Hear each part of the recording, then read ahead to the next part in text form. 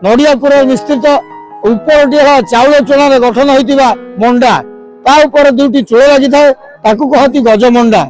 तेणु धान रु चाउल चाउल चूना प्रस्तुत हो गजमंडा ताकू धवलेश्वर पाखे लगी करेंगे धवलेश्वर पूजा पंडा।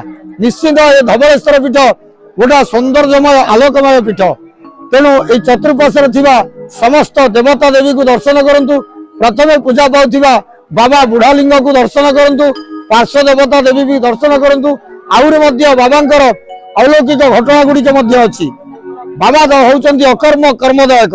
अपुत्र को पुत्र दियंती, रोगणा को रोगमुक्त करंती, विद्यार्थी की विद्या लाभ करंती, मोकदमार जय करंती।